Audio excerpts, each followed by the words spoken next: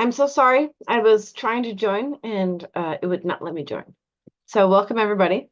Um, Hold on, I need to get my script.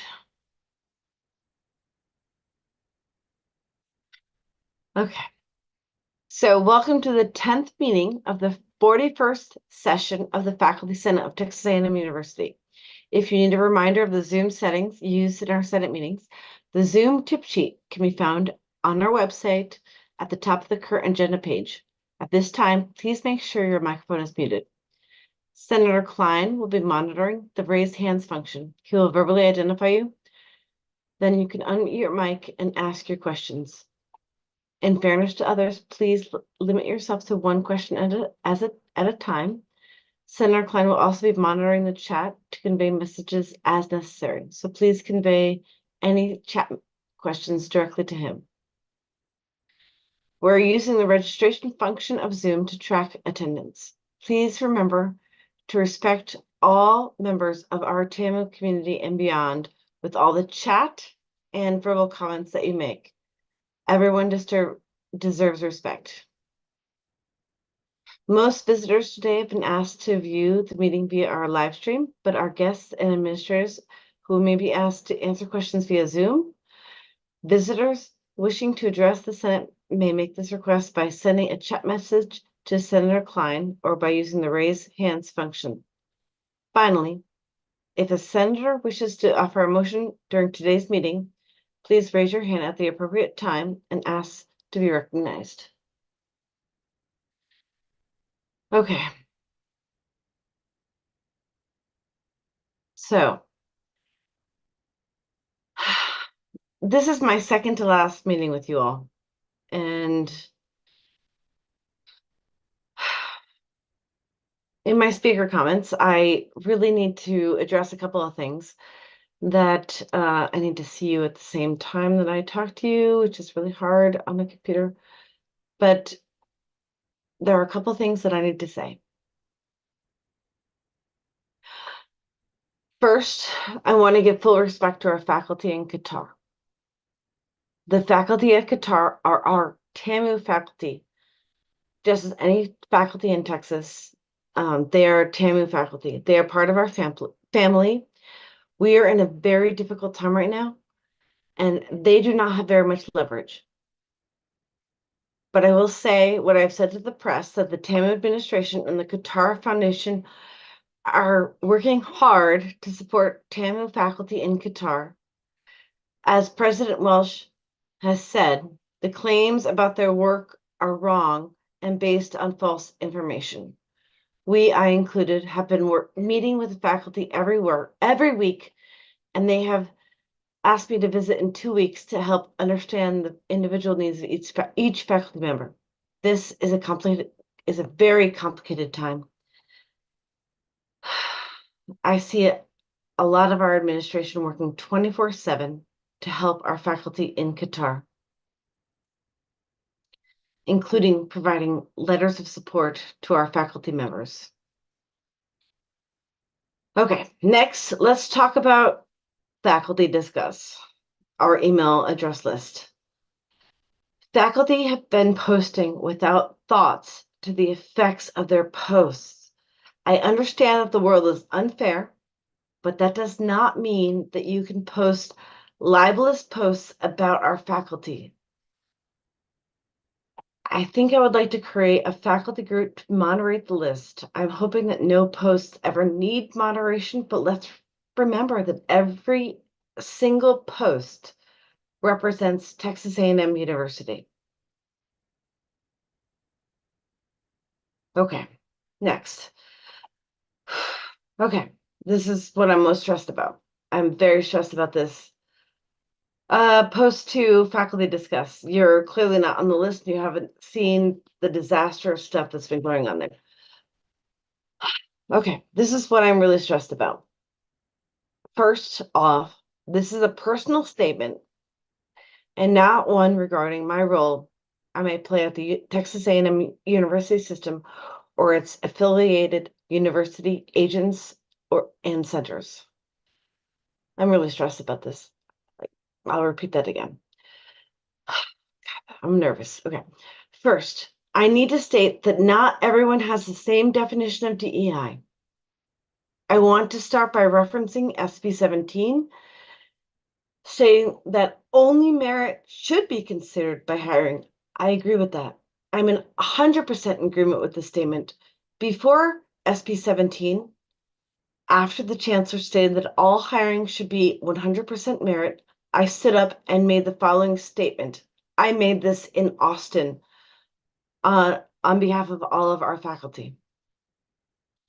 All of you, this is what I said to my faculty in my department. So I said, all of you are part of our faculty hiring committees. You watch the faculty candidate talks, you participate in our faculty discussions about the candidates, and you know that this is true when I say this, that at the end of the day, we always hire the best person for the job. It is only about merit, nothing else. Then my department head followed up and he agreed that it was true. So I want to emphasize that this has always been true across all of your departments.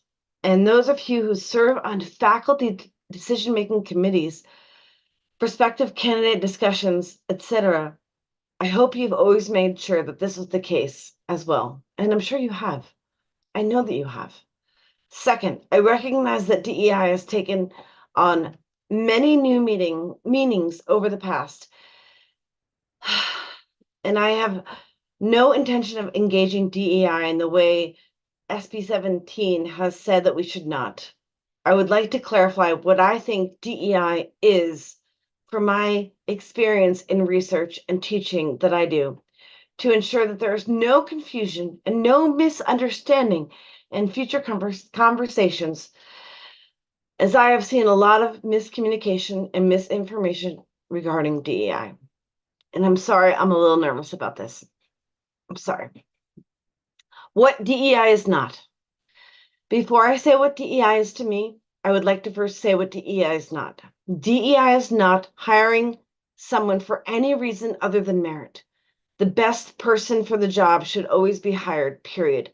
Any other reason sets the person up for failure, both undermining their successes and causing others to doubt their abilities for success.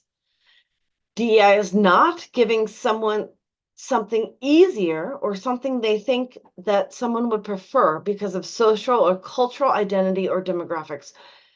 For example, I often ask people from other schools or for insight on how to address the low Hispanic and female representation in computer science. I often hear responses such as, well, on a team, I place them on the easier part of the team or the project or the visualization part. That is inappropriate and insulting. I'm sorry again, this is not me. This is stressful for me. DEI is not having a different standard for individuals who identify as members of a social or cultural identity group. For example, a female computer science faculty colleague shared with me that when she was in school, she was assigned to an all-girls project team. She was fine with this, and her experience on the team was fine. However, when it came to the project evaluation, she felt like she was held to a lower standard, being on the girls' team. This was not okay with her. DEI is not expressing surprise when someone performs above expectations for their social or cultural identity group. For example, I have regularly been told throughout my academic career how unusual it is for a woman, me, to be so good at math. I began internalizing this, and my processing of these repeated comments influenced my performance, which led to me worrying about other people's perception of me. By the way, this is what psychologists call a stereotype threat. You should read up about it. Again, I'm really sorry that I'm getting a little bit emotional here. DEI is not asking someone who identifies as a member of a social and cultural identity group to speak for all the members of the group. We should not assume that the perspective of someone from any social or cultural identity group represents that demographic. Would you do that for someone who is part of the majority and dominant group? I don't think so. So then, what is DEI? DEI is being mindful that history, life experiences, neurodiversity, and cycles of socializations, both personally and professionally, across and within disciplines, etc., have unintended consequences. DEI is measuring differences that may unintentionally occur from unconscious bias. For instance, when I ask my students to think about the unintended ethical consequences of AI technologies, they mention how facial recognition technologies don't work well on brown and black faces, causing inequities among asylum seekers.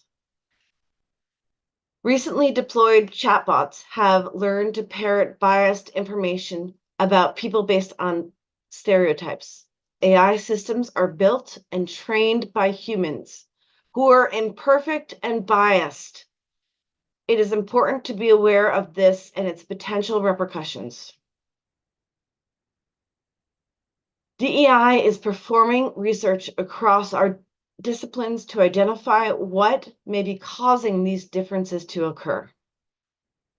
DEI is using evidence-based research methods to determine what could help rectify differences to reduce economic, health, neurodiversity, social, racial, and gender diversities in academia, society, and the world.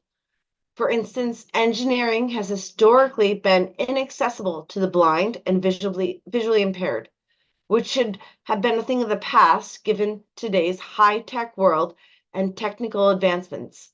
In my lab, we are working to develop such technology, testing it both on the blind as well as on the sighted persons, as there have been much evidence that technologies initially built to reduce one's inequity usually improve everyone's lives.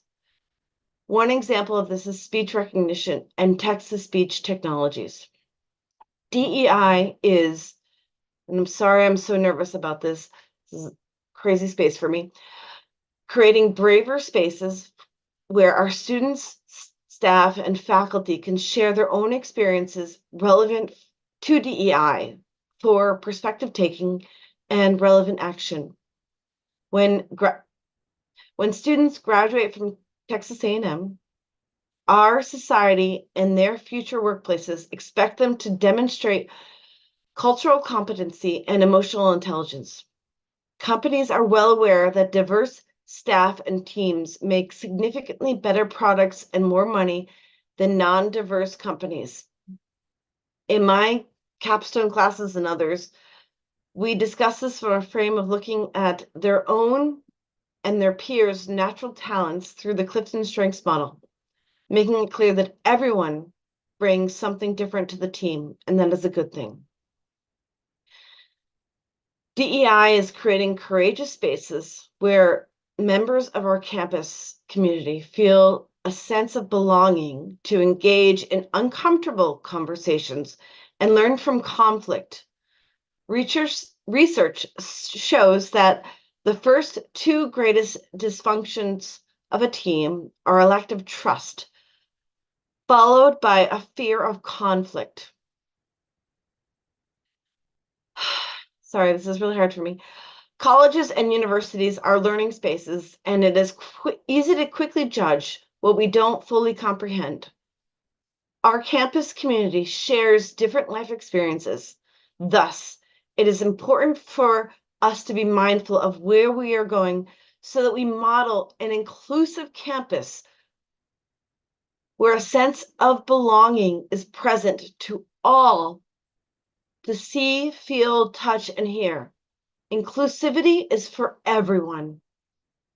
In my classes, I interview every single one of my students one-on-one every semester to get to know them as individuals and ask what I can be doing better as an instructor. Most importantly and finally, DEI is often invisible.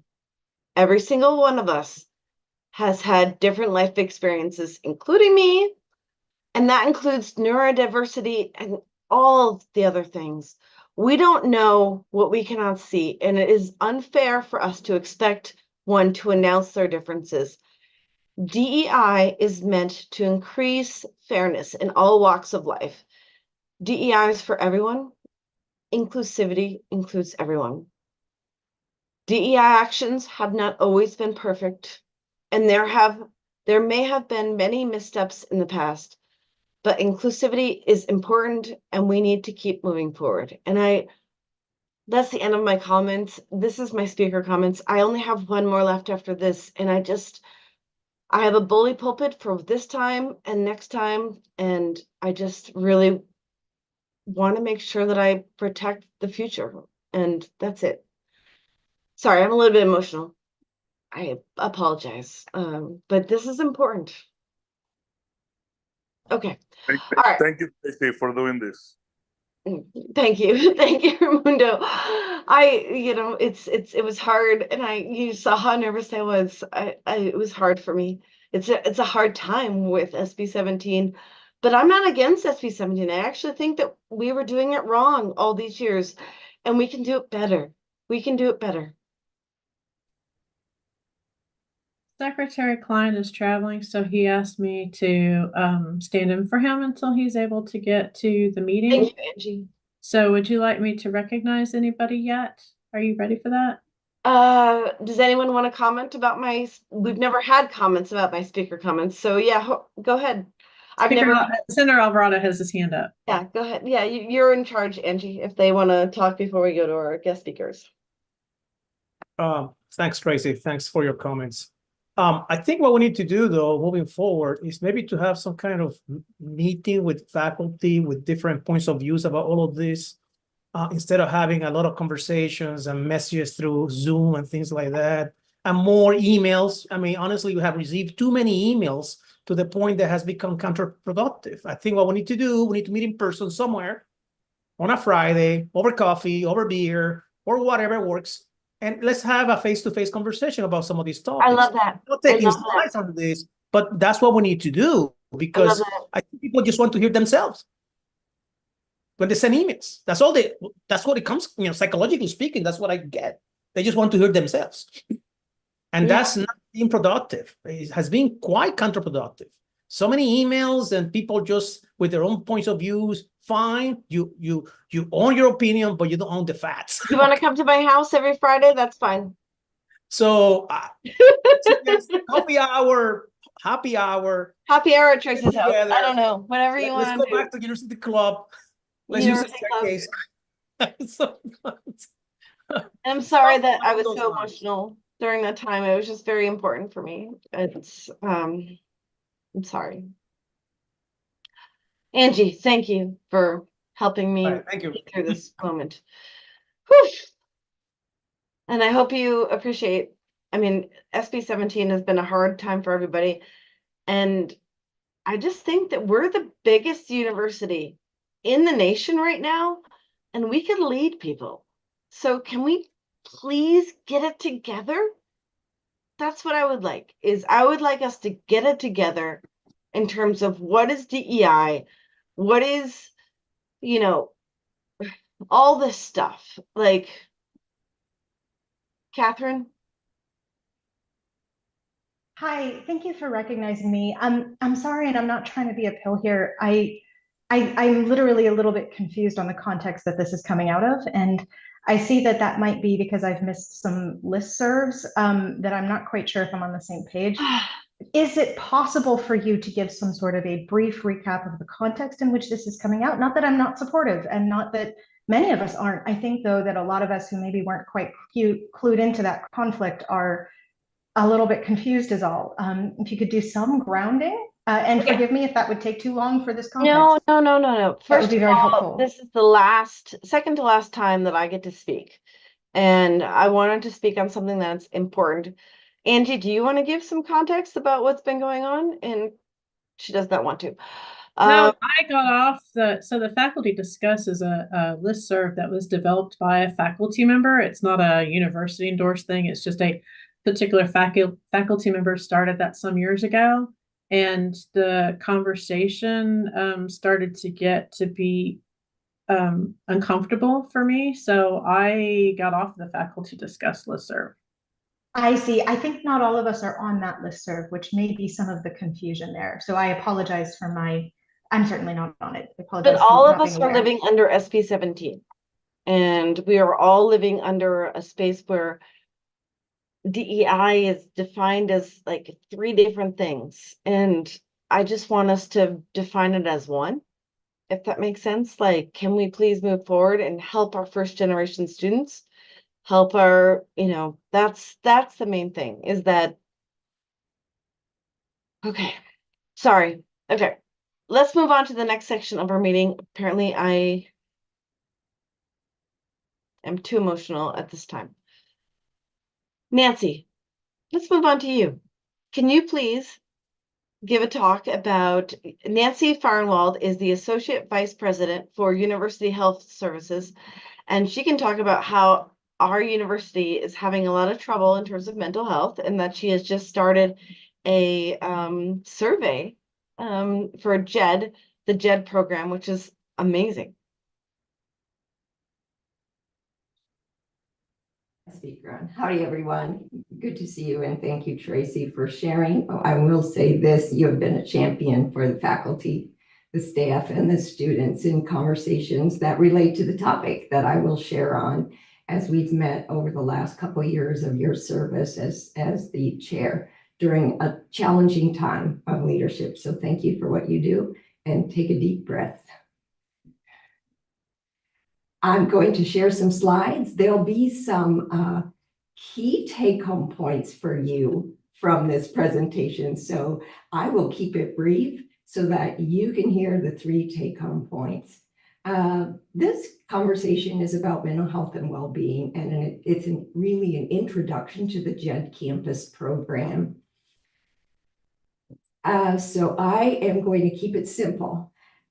In the last month or so, I've had a couple conversations with faculty, some presentations, and over the last year and a half, have had additional conversations with faculty about student mental health and their own mental health and well-being. But this presentation is about what we're doing about it. So I'm going to overview the JED Foundation and the JED Campus program. I'm going to introduce the Healthy Mind Study. I think you've all had an introduction, and if not, you'll get another one. Strategic planning for mental health and well-being, and then your questions.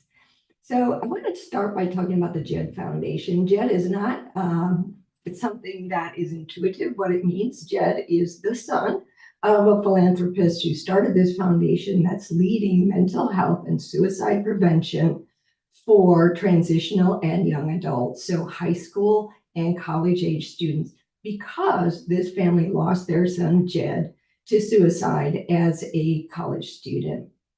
JED has become the leading foundation across the country for universities similar in size to us, as well as small universities, over 350 of them, to address the mental health challenges that we all face in our work with a comprehensive approach.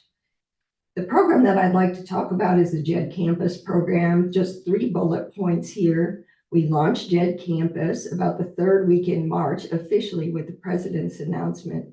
It is a 4-year collaboration between JED, the foundation, and stakeholders from across campus. So what we are doing is we're assessing the limits and strengths of our mental health, substance misuse, and suicide prevention systems. What JED does for us, they provide assessment tools, expert guidance, and customized assistance to support best practices and implementation. And I think this last bullet point is probably the most important for all of us. None of us can do this work alone. Our success, it has to be based on a shared vision that well-being is everyone's responsibility and linked to both student and institutional success, which includes us as faculty as well as our staff. So the theory of change that JED is based on is that if we address college support systems for mental health and suicide prevention, and we do that with evidence-based programming, student attitudes and behaviors improve. So Mental health and access to care improves among students at universities. This is documented.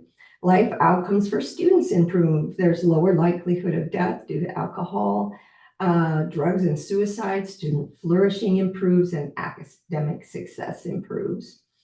The JED model comes from the Air Force. In fact, our president is familiar with the JED model because in his role as Air Force Chief of Staff, he had suicide prevention and mental health in his portfolio of programming, which was very challenging work.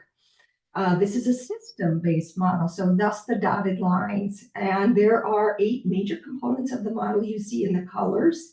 But the dotted lines are important because that's an open system approach, that our environment affects us, we affect the environment, things can affect students, faculty, staff, and we all affect each other.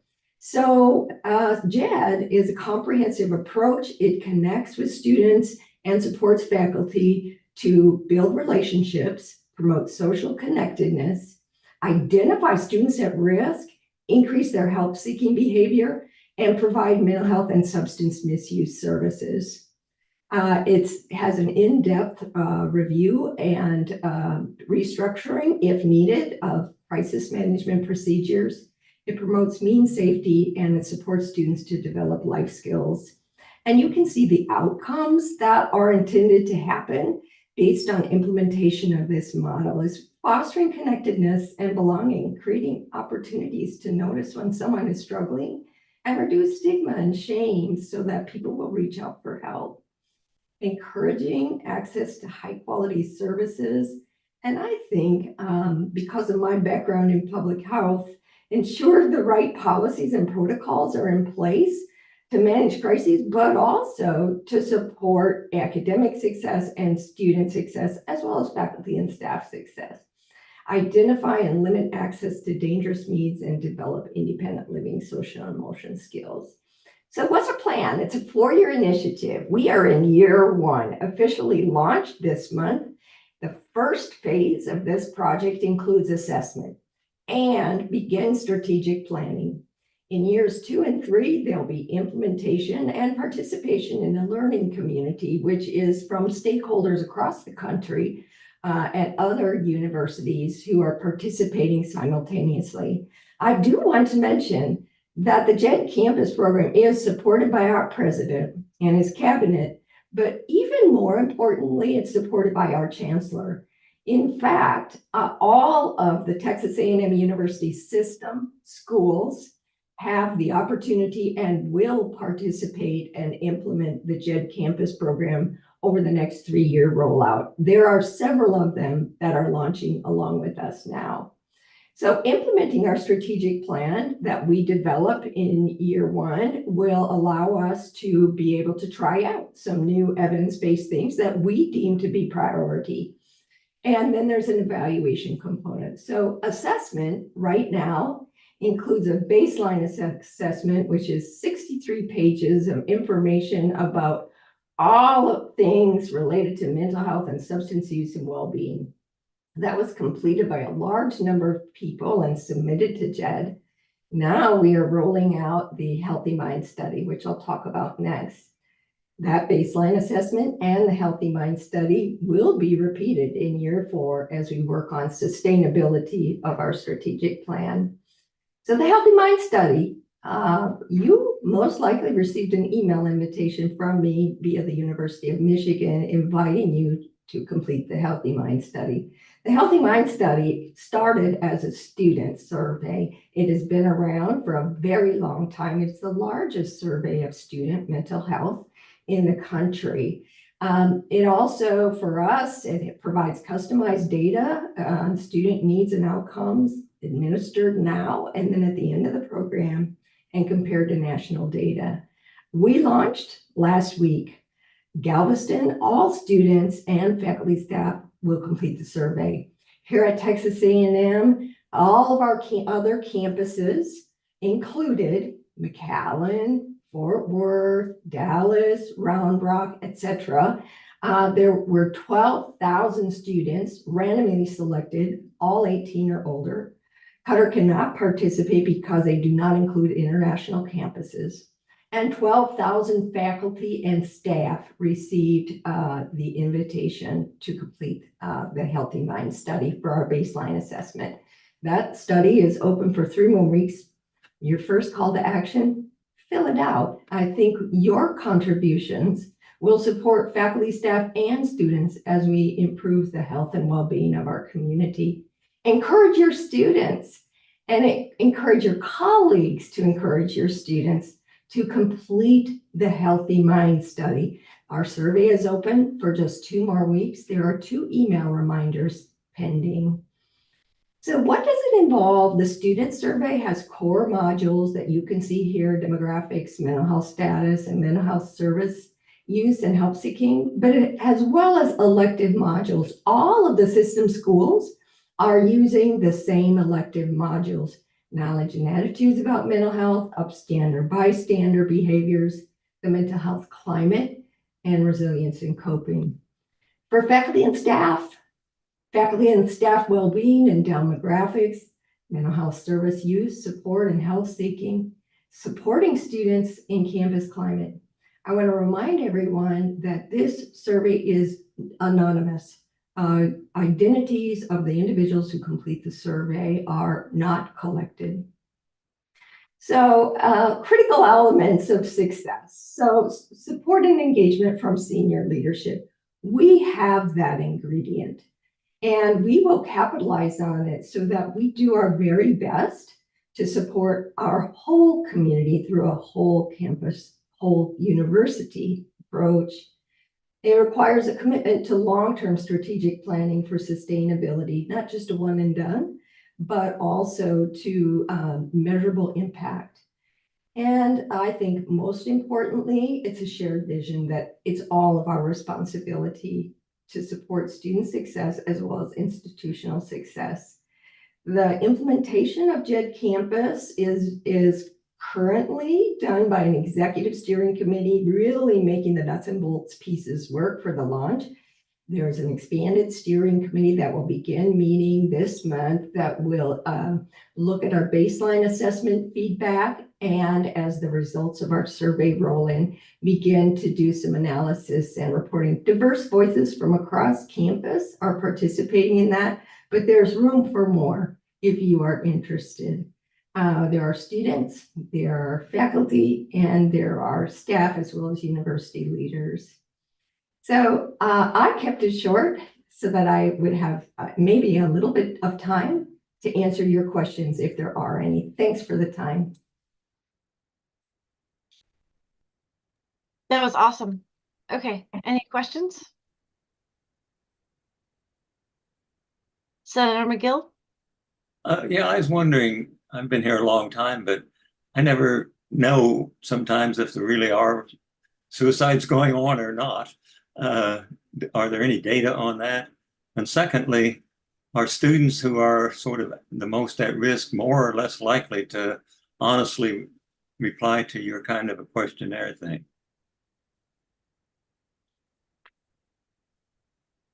Thank you. I can answer both questions. First off, tracking data on suicides and suicide attempts is a challenge. We do not know always what is an attempt and what is an actual suicide. Sometimes there is some rumors, there are rumors, there's even hysteria about things that are not deemed suicide. There's perhaps a stigma associated with suicide in the family and reportable cause of death. Suicide is a leading cause of death among college students. We have one of the largest campuses in the country. So that evidence is there that indeed we have suicides. Suicides that are off campus, we don't always know. We do tend to know student suicides on campus, while our numbers are lower than some other areas of the country. Suicide ideation is a concern that we see in our mental health services in our baseline assessment. The other question is really about social desirability, or it's about who fills out the survey. I'm hoping that our investment in mental health over the last year and a half and well-being has encouraged people that this will help their colleagues, in other words, their peers, through selfless service, in addition to the support from various student leaders across campus. But certainly, there is always a chance that there are people who have challenges are more likely to fill out the survey. One thing good about that, though, is that if that is indeed true, that is consistent, most likely across campuses and across the nation. So our norm data will be similar. Thank you for your question. Any else? Any others?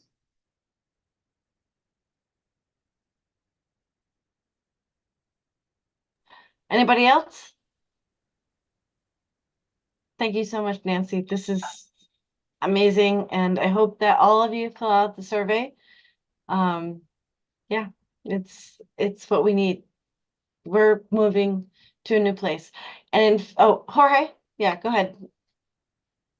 Just Senator quickly, Alvarado. is there some kind of hotline that we can use as faculties in case we see something, strange or something that needs, sorry, cannot see me. Is there any kind of, do you have any kind of hotline that we can use We in have case Tell we see something Somebody. strange? What Dr. Hammond mentioned was the Tell Somebody reporting system, which Texas A&M, Dr. Pugh knows this, has a very robust Tell Somebody reporting system that we can report concerns about faculty, staff, or students. And there is a team that addresses those and evaluates level of concern. I want to remind people that in my role, I also know that we hesitate to ask for help. So if we know someone is struggling, we should submit a report. If we know someone is struggling, we should talk with them. We also, if we think there's an emergency or imminent harm, we need to call 911 or 988, the National Mental Health and Suicide Prevention Hotline. It's perfectly fine to call 911. It's most familiar to people, but I notice some hesitation to do so, even for physical health in emergencies. And in my department, we have someone who is basically in charge of all that stuff. She's amazing. She shouldn't be, but she's amazing. Katrina? Thanks for the presentation. It was wonderful. I have used Tell Someone several times in the past when I feel like there's an imminent threat or I'm worried about a student. It's a wonderful service, and I love the fact that I've got that backup. My question is more about what if somebody discloses a year ago I was thinking about that. So I'm wondering if that's still something that we should raise an issue about. Like I wonder about whether or not a year ago is worth following up on now. Yeah, so most universities do some formal training around this, and we offer it, but our uptake is low. But questioning people who seem to be at risk, persuading them to seek help, and referring them for services, QPR, is a common approach. We utilize that training. We also use mental health first aid. Your question, though, is about perhaps someone mentioned this a year ago. Depends on the type of relationship that you had with that individual.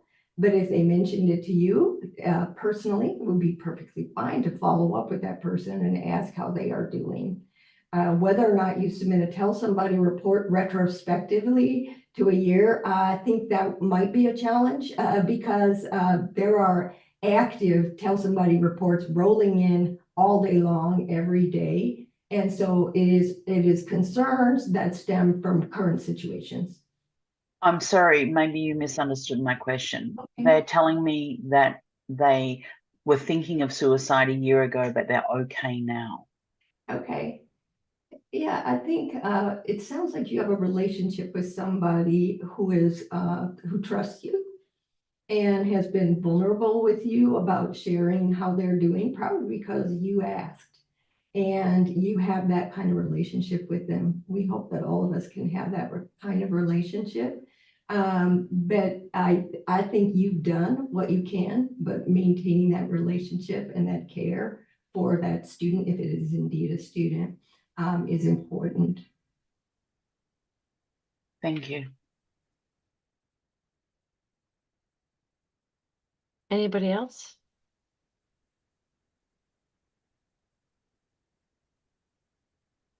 Thank you, Nancy. This was amazing.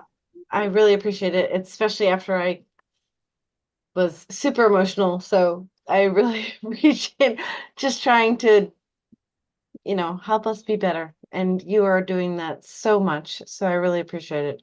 You're welcome. Thank you, everyone. I'm off to Round Rock to share this story with Aggie Moms. So I hope I get such a generous reception there. And I hope I don't run into too much Eclipse traffic. Oh, All right. Thank you. okay. Ethan, are you here? I am. Ooh, okay. So Ethan is amazing.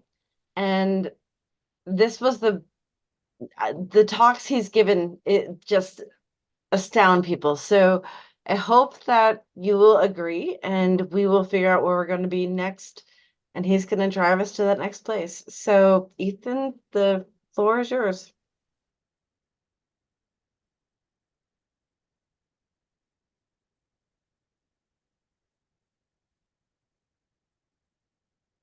Okay, can everybody see that okay?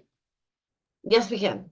Okay, terrific. Well, thank you for this honor. It's a pleasure to join this esteemed group today and for the invitation from Tracy here. My name is Ethan Braden, and I serve as the new Vice President and Chief Marketing Officer here at Texas A&M University. I've been here since December 1st, and my family here of newfound Aggies have been living here for the last 6 weeks, and so we've come to really enjoy College Station and this Texas A&M community. But I came down here as a marketer with a quest, and get the chance to talk with you all about that a little bit today. So when it comes to a personal essence for me and why I'm here and why I thought this opportunity was so attractive, over the last 17 years, I've refined the notion that I am passionate and committed to building brands and teams that people love and trust. And the quest here, the mission here from General Welsh on down and the recruitment here is to give Texas A&M what it needs and it deserves. It's an unbelievable brand with an unbelievable sense of following and pride across our staff, our faculty, our students, and our 550,000 former students. But at times, I think we have an opportunity to refine the marketing engine, the marketing and communications engine here that is propelling that brand, particularly outside the state of Texas. So I'm going to walk you through a bit of a presentation relative to that vision and what we're changing early on to begin to realize that.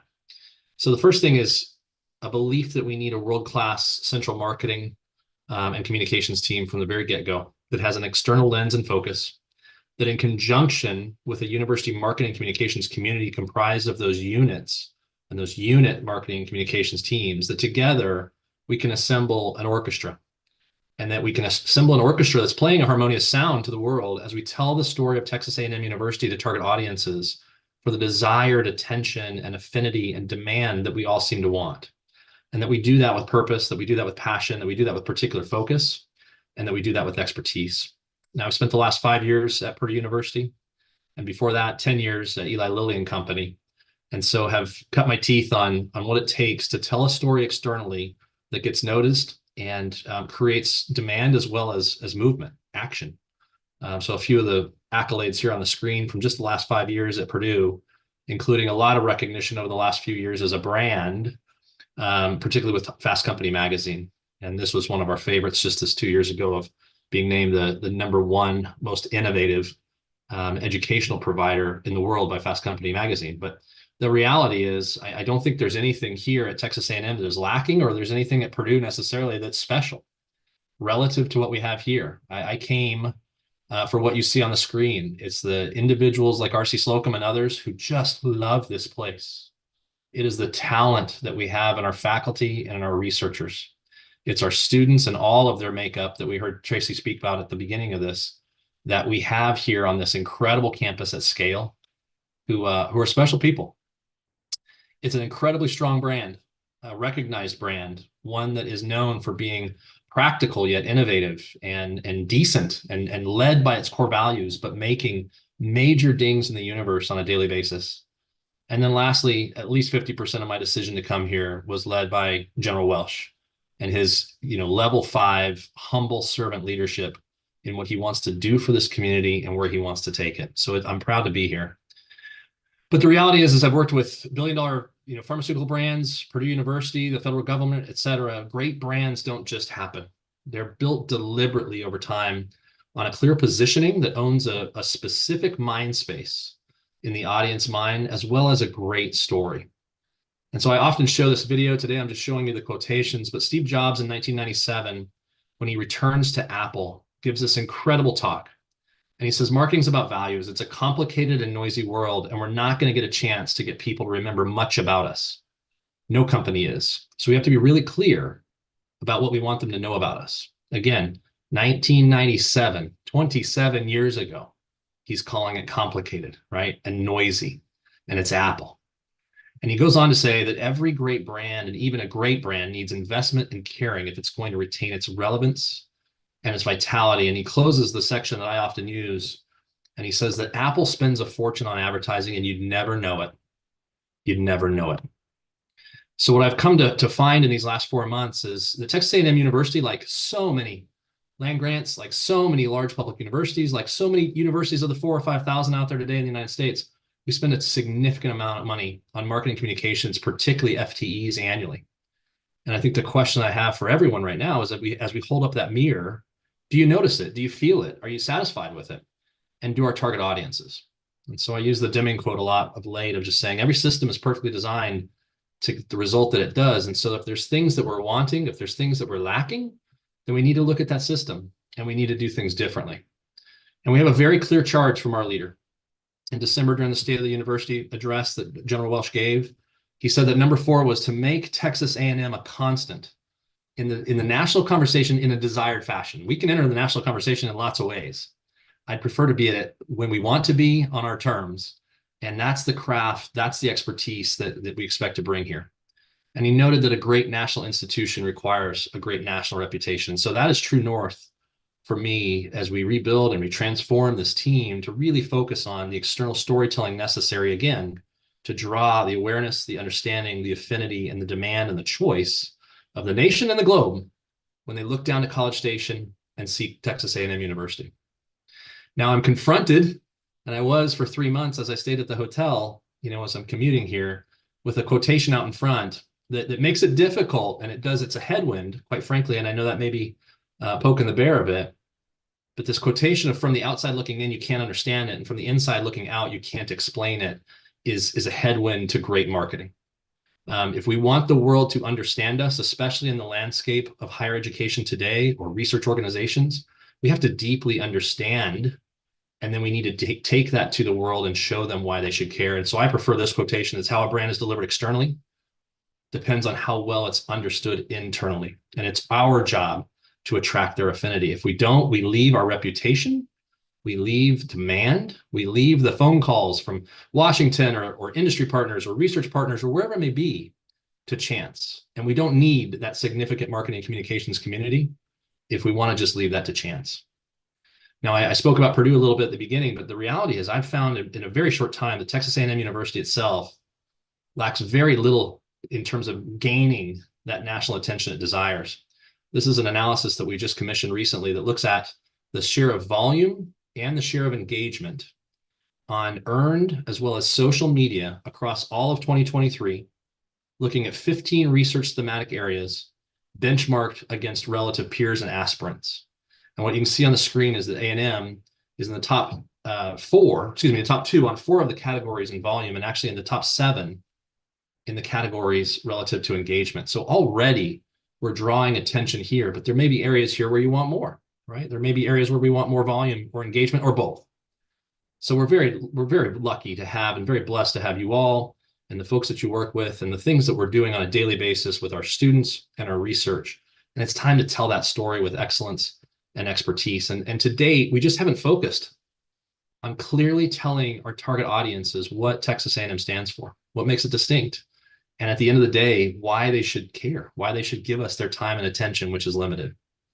And we haven't prioritized expertly crafting that story or marketing it externally with excellence, or even aptly investing in it to ensure the audiences see and engage with it and feel this story amidst all of the other ways that their attention can be pulled. And lastly, we need to evolve some of the skill sets and the focus and the talent that comprise that community today of marketers and communicators if we're going to win in this crowded and competitive space. We need folks who have those skill sets and understand the mission, but they're also on a mission to tell that story on behalf of Texas A&M University. And I think there is a secret sauce there.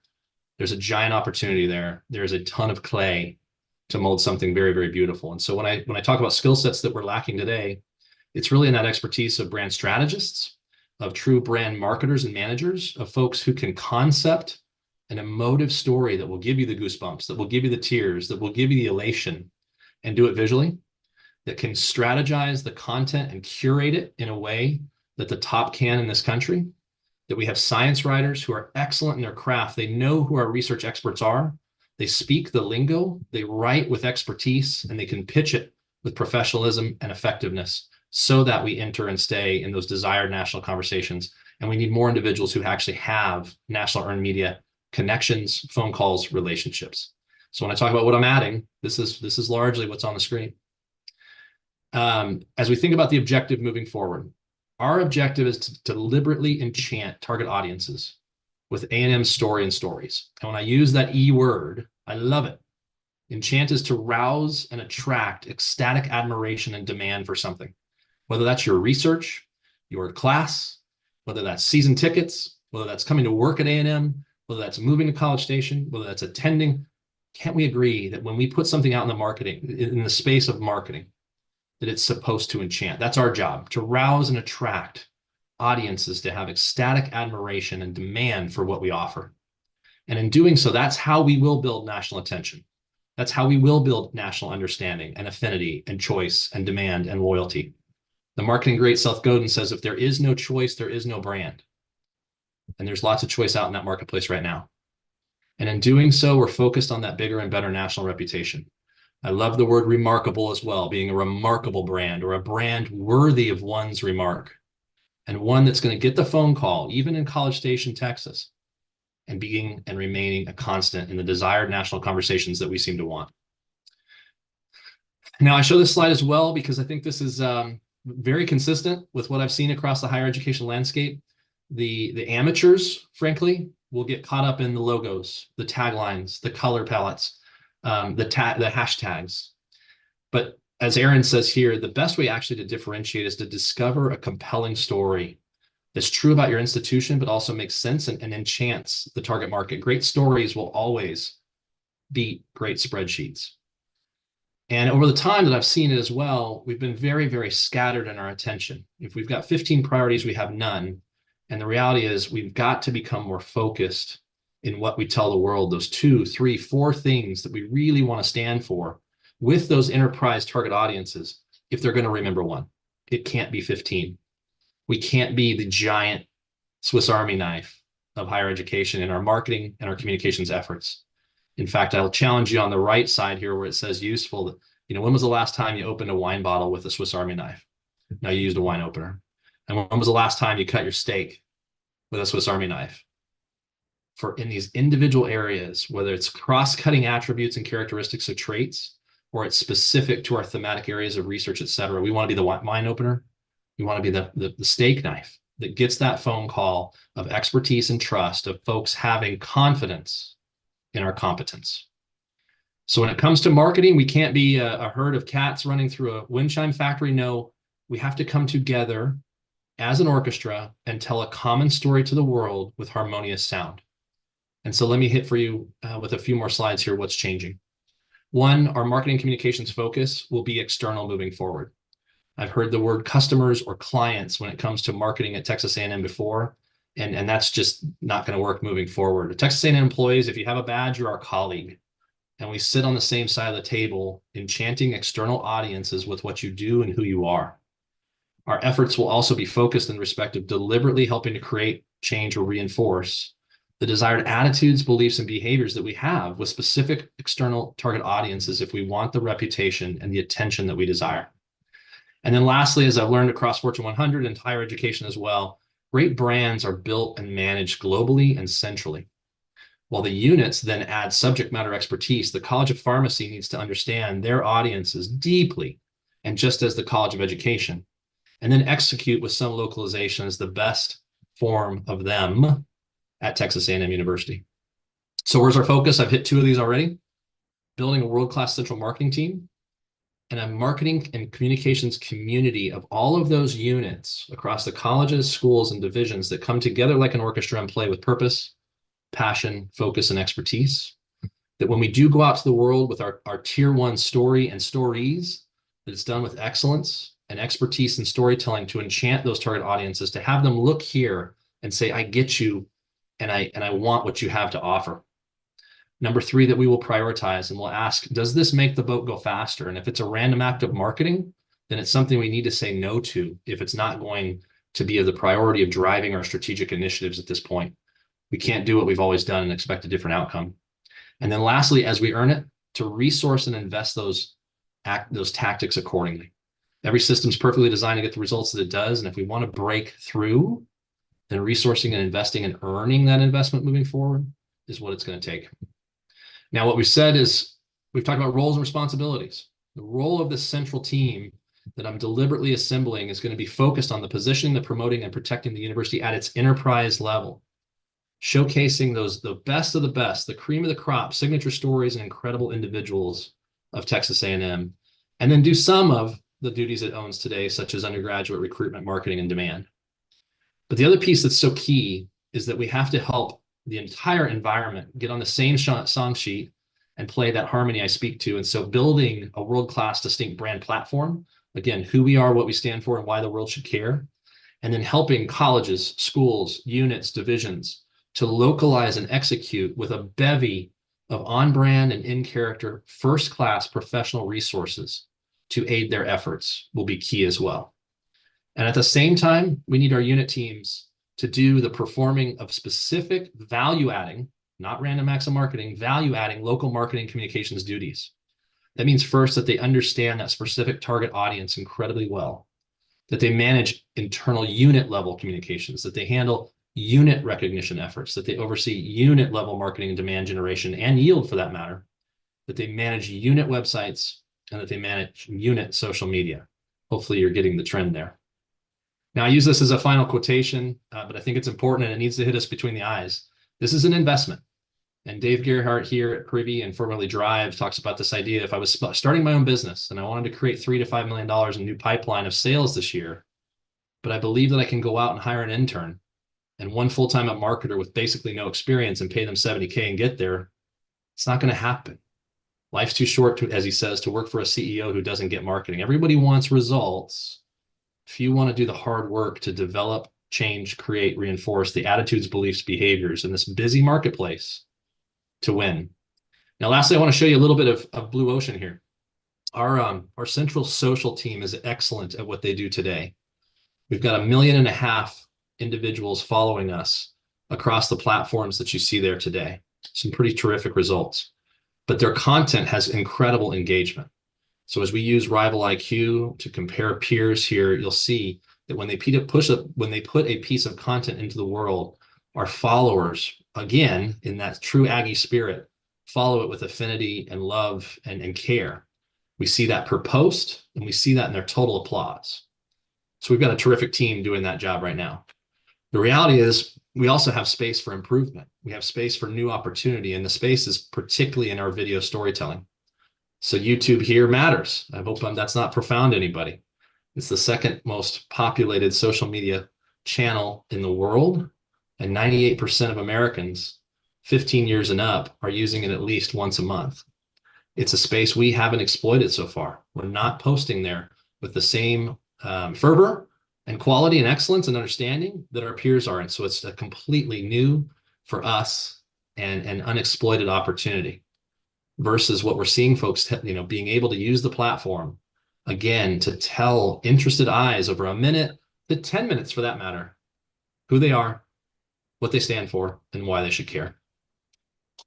So as a recap, the focus here is absolutely on the national conversation the external target audiences and telling a story of why I've come to this place, believing it is such a special place of Aggies working together, doing incredibly special things across the domains. It's a place the world needs to understand, have awareness of, affinity for, demand for, and loyalty to more than it does today. And so that's where we're going to channel our efforts and our people and our dollars moving forward. It's around helping Texas A&M have an even greater national reputation based on the storytelling that we do in justice to all of the things that you all and your colleagues and your peers and your students are doing on a daily basis. With that, I'll say thank you and Thank take you, any Ethan. questions that you might have.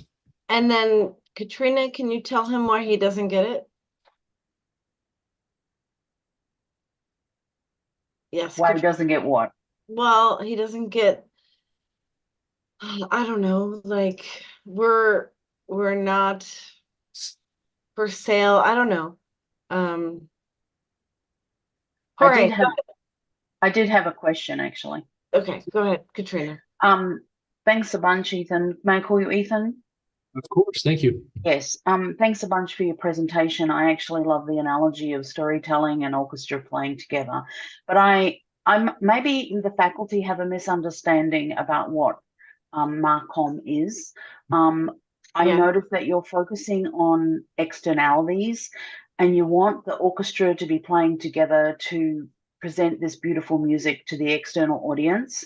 But from a faculty perspective, I know you could hear a but coming there. From a faculty perspective, the orchestra doesn't play very well together, and so therefore the internal communication is kind of is broken, and we have no methodology for communicating with one another respectfully and in an official capacity, other than horrible listserv that Tracy referenced in the opening remarks. So have we got what MARCOM does wrong? But who is tackling the internal communication for the university so that we can get on the same page and play the same music? Yeah, no, it's a really good question, and it's also cannot be overlooked. And I apologize if I did it in that respect.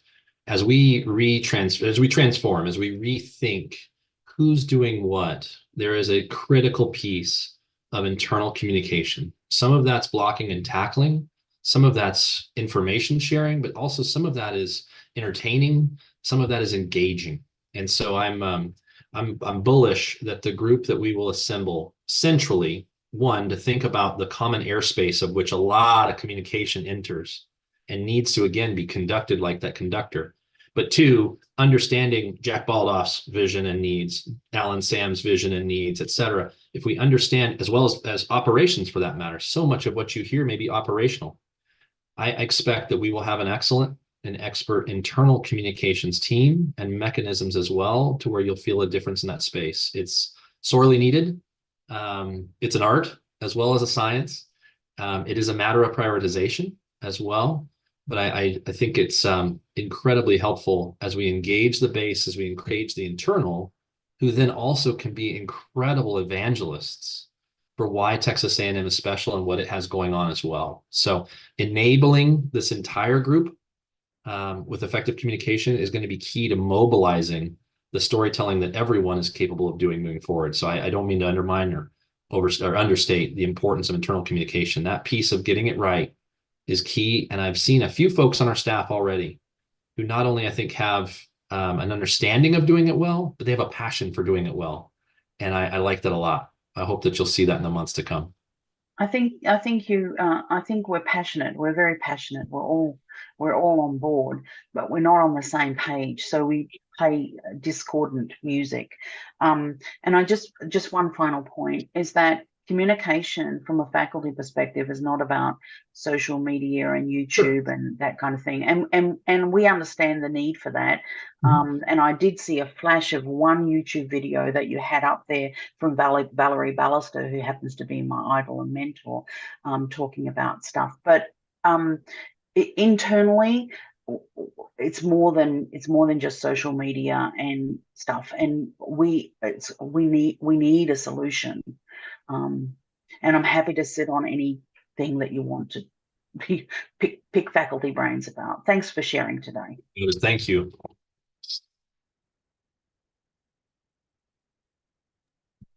Tracy, Do I you're go on mute. next? Do I go next? Jorge, Senator Alvarado.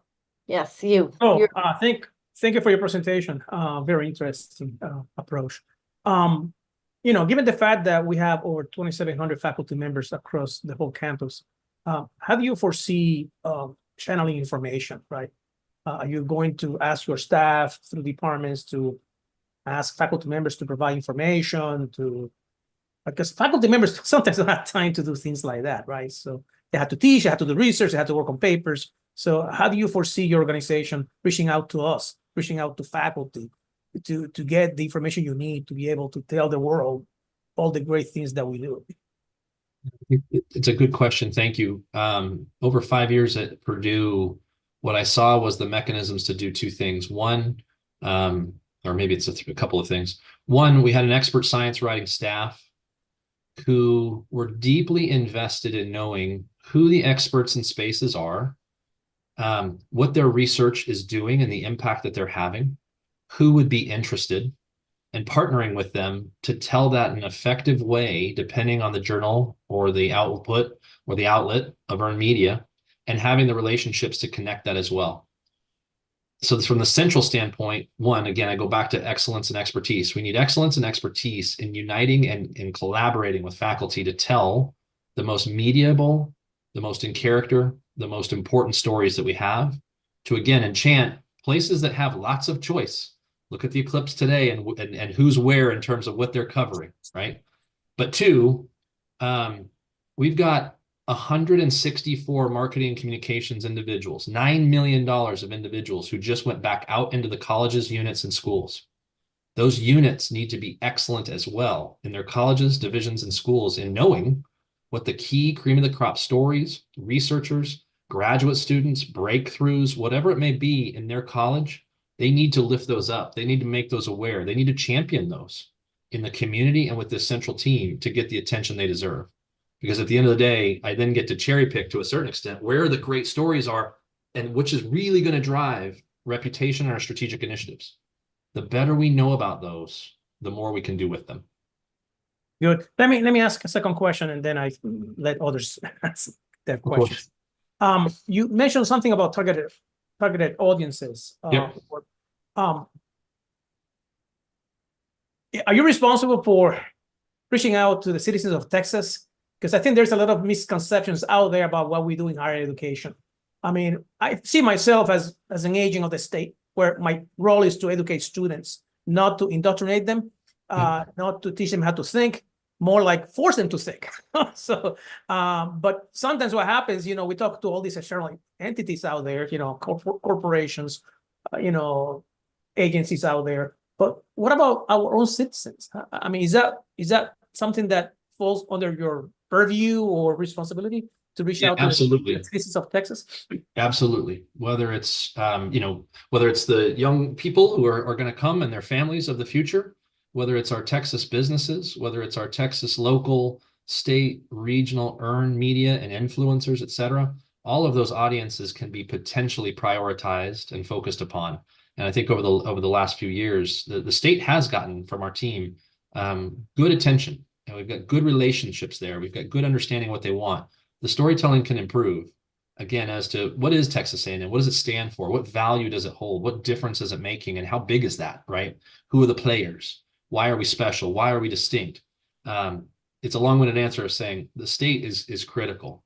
What I'm hearing more and more, though, is the lack of awareness is in the other 49.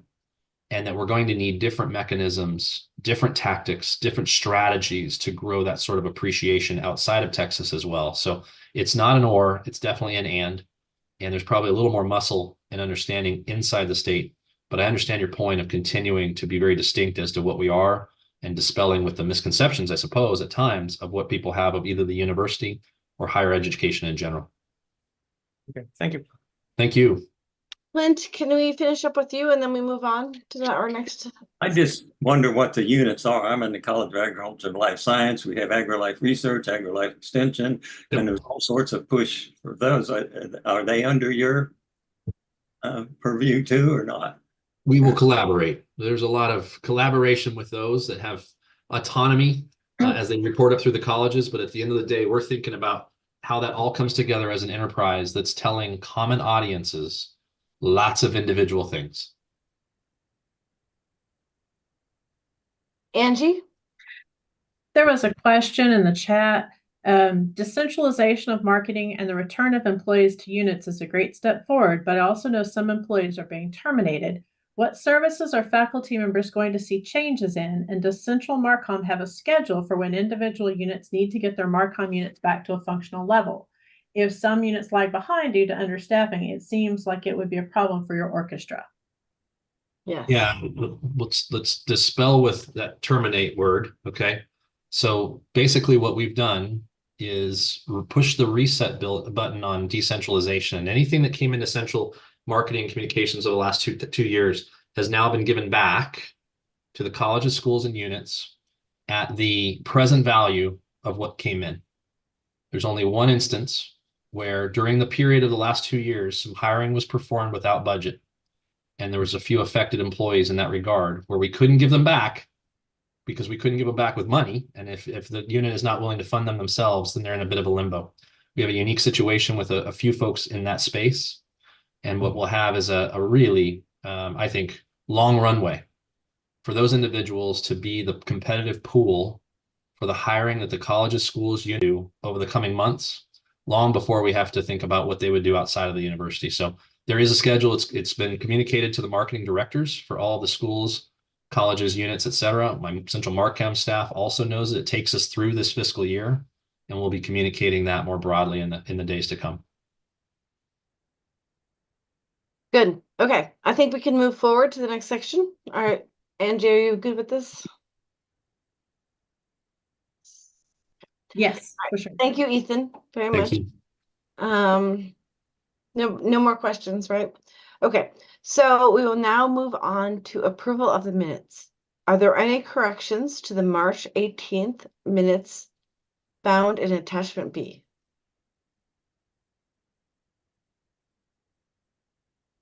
Okay. Moving on to the consent agenda. Are there any questions or concerns on the April 8th consent agenda items?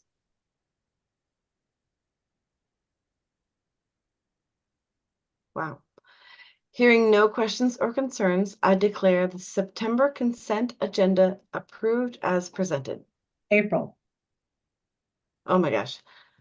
Yeah, talk to Sherilyn. I declare the April consent agenda approved as presented. Thank you, Angie. Okay, so we're now going to move on to committee reports. Does anyone have any questions or concerns with the Core Curriculum Council course report found in attachment C?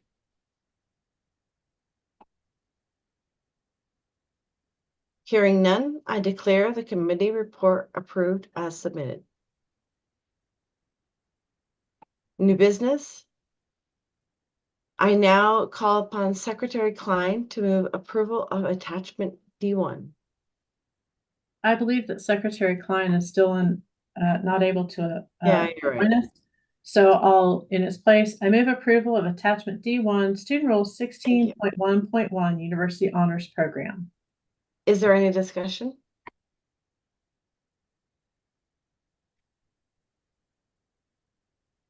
Sounds like no.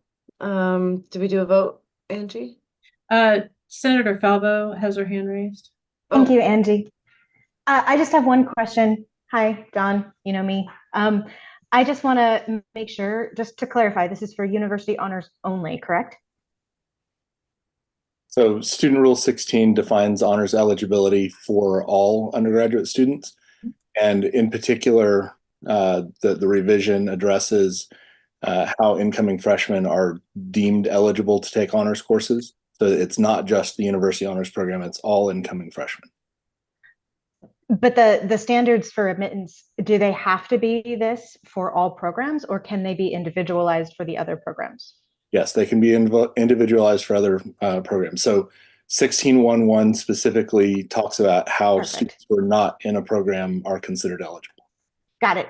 Got it. Perfect. Thank you.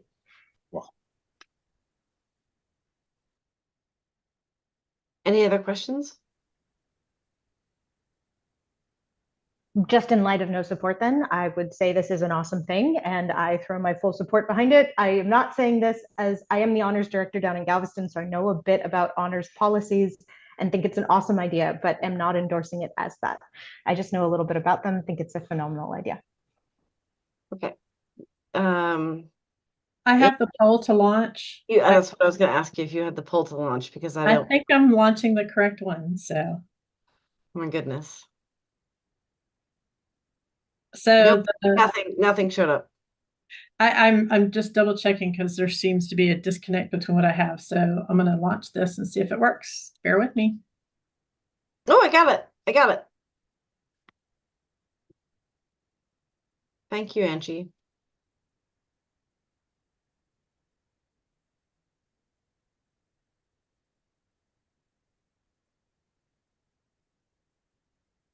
Keep voting.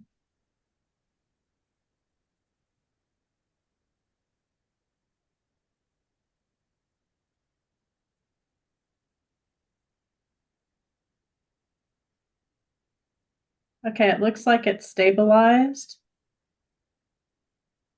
So I'm going to end the poll. 70 out of 70 answered yes. And Excellent. there were 0 no's. The next thing is the most exciting thing of the whole year, by the way. So I'm gonna lean on Angie to do this because Senator Klein is not here. But usually I call on Senator Klein to read the following candidate counts. Senator Hill Price, can you read those? Yes.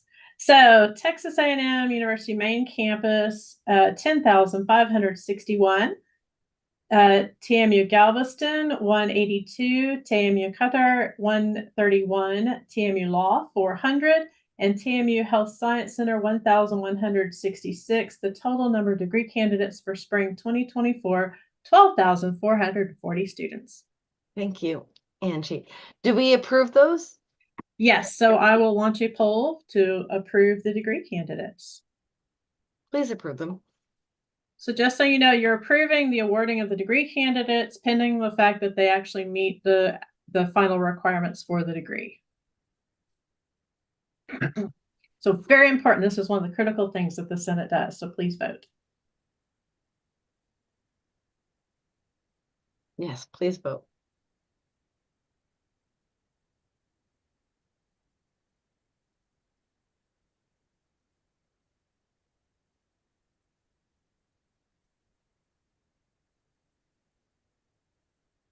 It looks like our poll is stabilized.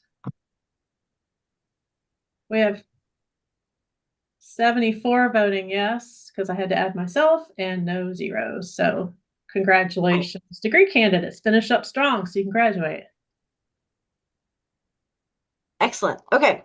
Next, we're going to our informational items, which we don't have any, but we have a lot of announcements. Do we have any committees that would like to tell us what they did over the last month? Angela Price, go ahead.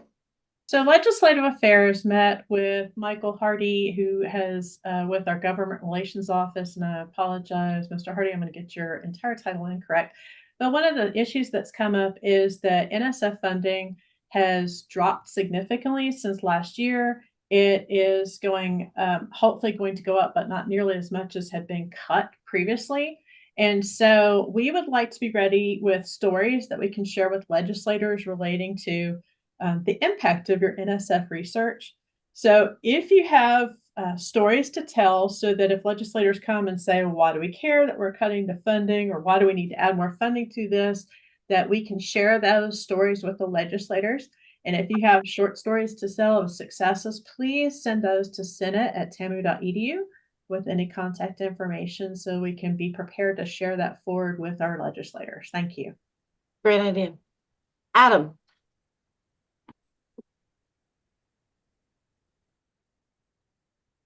Adam, you're up. Adam Kozinski. And you're muted. There we go. Sorry, I was having some technical difficulties there. I guess the elections committee met last week. I got elected chair. So I'm just going to report what we're going to do. So my understanding is that the elections for Senate seats are going to run next week. Is that correct, Angie? They run next week? They'll launch today, actually. Oh, actually, they'll launch So you'll today. see Okay. ballots from senate@tamu.edu. Okay. And that's for all the faculty across the college. I All mean, the faculty the across the whole college. university, across all the colleges, yes. Okay. But you'll vote for your college. And they're going to stay open until Monday, the 22nd. Is that Yes. correct? Yeah. Yes. And so then the committee is going to meet on Tuesday, the 23rd to review the results. And then we're going to hopefully do some runoffs. And we'll keep the runoffs open until Monday, the 29th. That was what we decided. And then so we'll know who got elected by Monday, the 29th. Now after elections for Senate are finished running, then we're going to have our May meeting, which is on the 13th. The May meeting is going to be on the 13th. And so what we decided to do was we decided to start taking nominations for executive committee and other executive offices starting Thursday. Thursday, I think it was, Thursday. The 25th. The 25th, that's right. Thursday, the 25th. It would run through May 3rd. Through May 3rd, that's correct. And then so that the nominees can be put on the agenda as of May 6th, so that they'll remain on the agenda for a full week before we have our May meeting for elections. This means that we're going to open nominations possibly before runoffs are complete. We decided that what we would do is if someone is in a runoff and is also interested in running for executive committee or one of the other offices, they could still nominate themselves. And then should they not win election in a runoff, they can just have their name taken off afterwards. So that's what we've decided. All right. That's awesome. Thank you, Adam, for sharing. And yeah, awesome. Katrina? Hi, the report from the Planning Committee. Our last meeting, Mr. Peter Lang, the interim COO for Texas A&M, attended the meeting and did a wonderful presentation on the upcoming TxDOT project that's going to take over a year to build a bridge over Wellborn. And they'll be shutting that intersection down. I'm thinking that in the coming months, Mr. Lang or one of his personnel will come and present to the Faculty Senate on that huge undertaking. While we had the ear of Mr. Lang at our last meeting, we also presented him with a list. Oh, Tracy? That's for you. That's for you. Oh, okay. I don't know if it works, but hold on. I'm trying to, oh, no. I was trying to show you this. He sent me this. He said I could show it. So if you want to explain it. Oh, did that? I can only see half of the screen. Zoom, it said Zoom quit. Do you see it or no? No, it's only sharing part of your screen, Tracy. Try this one more time because Zoom. Yeah, give it a go. It's a great image, but I was yes. Okay, so as it was explained to us, this is as if you are sitting at the top of Kyle Field, looking out on Wellborn and George Bush. Can you guys see it, by the way? Yes, we can see it. Thanks, okay. Tracy. And so you're sitting at the top of Kyle Field looking at the Wellborn intersection. This intersection is going to be closed for a period of about a year to all traffic and to all pedestrian traffic. They are launching a huge program to actually manage the flow and what people are going to do and where people are going to go. I don't want to speak on their behalf, but you can basically see that the train is going to be running on a completely separate track to the cars. There will be a pedestrian walkways and dedicated traffic, so there won't be a traffic signal, and it's going to be pretty mega. So that's it. So don't host any conferences there right now. Yes. I can't take any questions on it because I can't speak to it. He just presented to our group, and hopefully he will be able to present to the full Senate in the coming meetings. The other thing, to the sake of brevity, I'll just move on, Tracy. The other thing we presented to Mr. Lang while he was with us was an informal list of maintenance issues on campus. There is a lot of facilities on campus that are giving faculty grief from a safety perspective, also from a research perspective. So we presented him with a list, and I'm hoping that by the time we have our next meeting in 2 weeks' time, he can come back with some direction on some of those issues that we raised to him. This was a 4-page bulleted list of different buildings on campus that are having issues. We also presented to Mr. Lang a report that was done by the planning committee, including Jess Simpson and a few others before I joined the committee, on personal electric vehicles on campus and some of the safety issues and police and security issues that are there. And finally, Mr. Joe Pettibon is joining us on all of our meetings now, and he would like our committee to be looking at the strategic plan, the 2025 strategic plan, which we'll be doing in the coming months. So that's the report from the planning committee, and over to you, Tracy. Thank you so much. Awesome. Mark Cecilio. Howdy, Speaker Hammond and senators.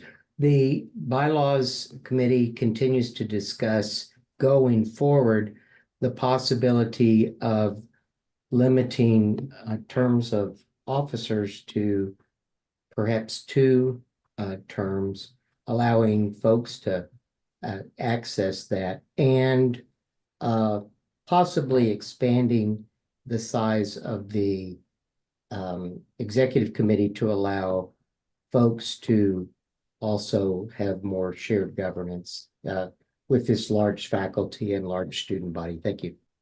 Thank you. Tammy? Sorry, problems with my mute.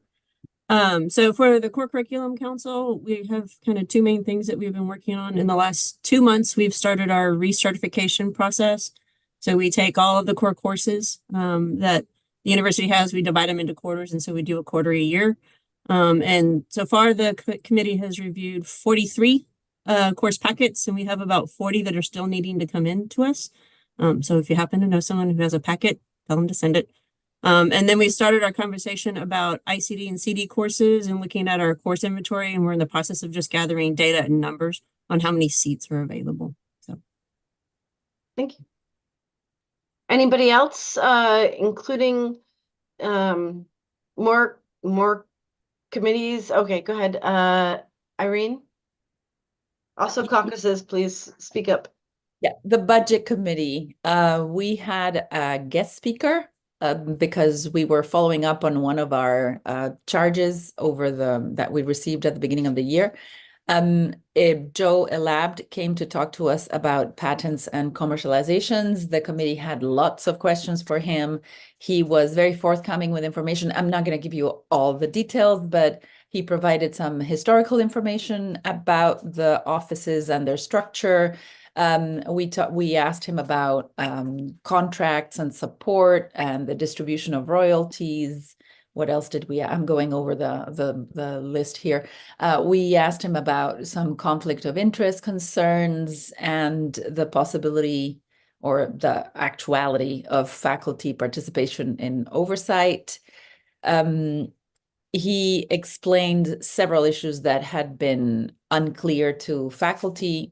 I'm not going to go over everything. You can ask me questions if you like, but he did express enthusiasm about having been invited. He said that he would come back again if we wanted him to, And he also expressed interest and availability to meet with the full faculty senate if the Senate so desires. But issues that, for example, he explained something that was unclear to me. I don't do patents at all, so this was completely foreign. But there was some question amongst the faculty about the reasons why the centralization of the patent office and the innovation at the level of the system, why that had resulted in various colleges and units not receiving patent funding, right? And he explained that it was because in the original organization, the patent offices that were placed locally were actually generating less income than the outlay that was necessary to keep them open to begin with. And when this was centralized, it was the system and the board saw this with some dismay. And so they centralized everything. And as a consequence, no funding or less funding has been trickling down to the units, but that's because now the pluses and minuses are being lined up. And so the reason why no or less funding is coming down is because the expenses are being counted as well. That was, I think, the most interesting thing that I found out. But we can ask him. I mean, if the Senate wants him to visit, he is more than willing to come. That was the Nice. Yeah. Anybody else want to speak about your meetings? Otherwise, I will show a couple of things. So Google, I think we have somebody to speak on this on behalf of our group, but let me try to share this. I believe that Michael Leary is here. And Oh, can he we'll- share it instead of me? And that would be great. Yeah. Mike Leary, can you share? I can do that, yes. Thank you. The flyer or the presentation would. Yeah, either way. Okay.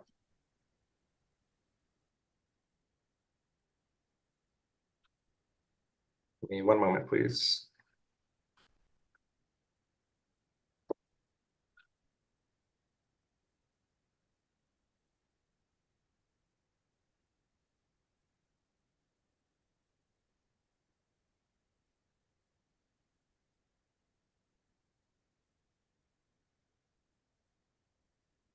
And we can get information linked to our website too, if needed.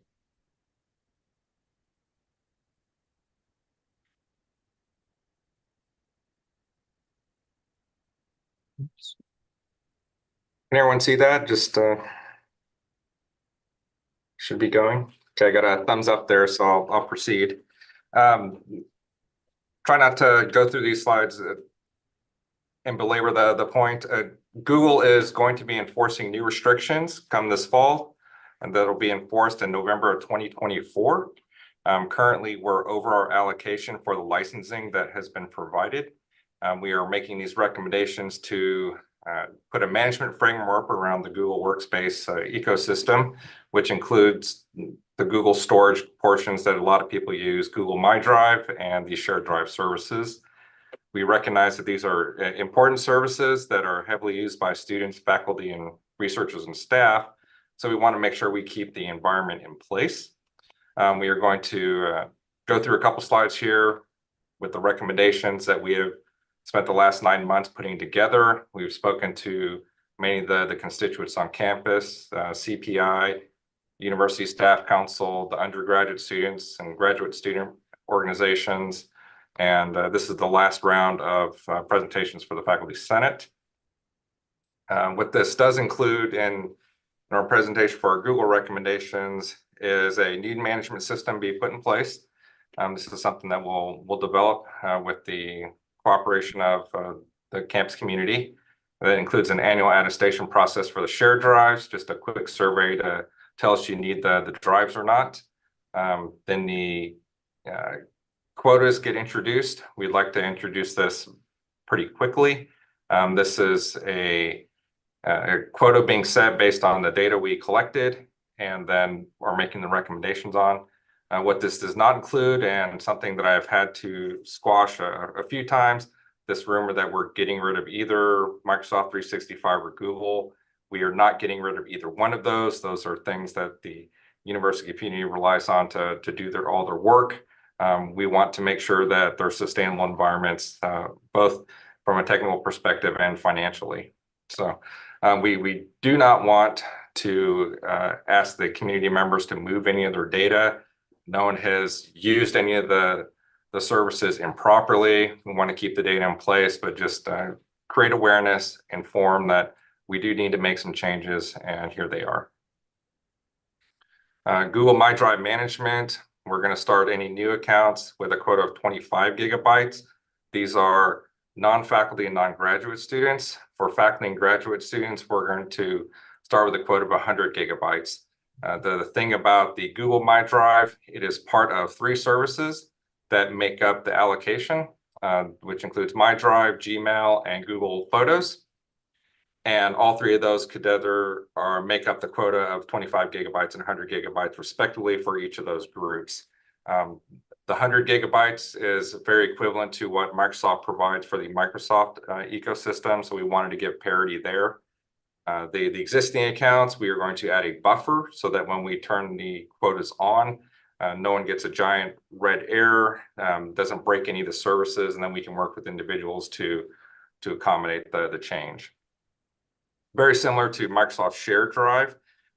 We want to start the shared drives at 25 gigabytes, and then with additional storage purchases, we can actually grow that to something larger than 25 gigabytes.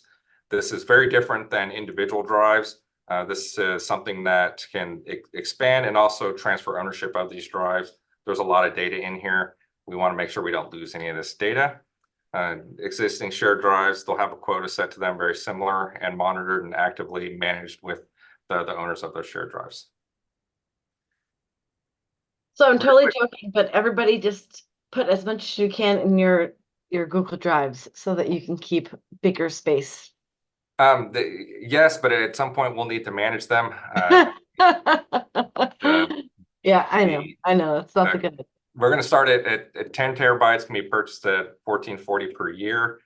Departments and colleges can purchase that and divvy them up against their faculty and staff.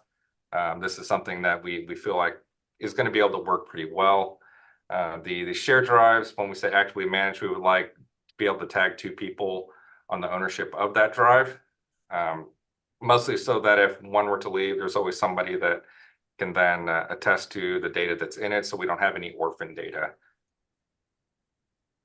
Here's our timeline for our strategy.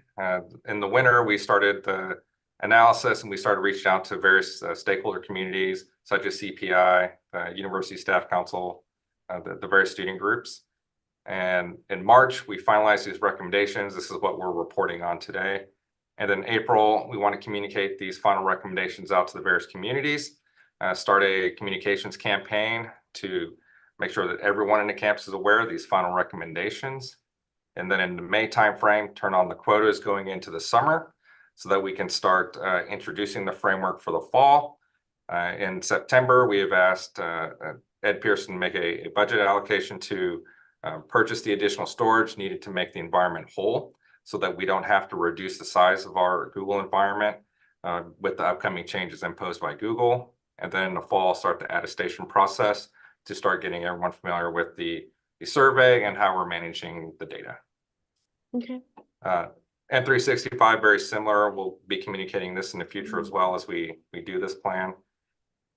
Here's an email if you'd like to reach out and get any further updates, or if you have any comments and concerns, or anything we'd like to introduce to the project. This is a good place to email.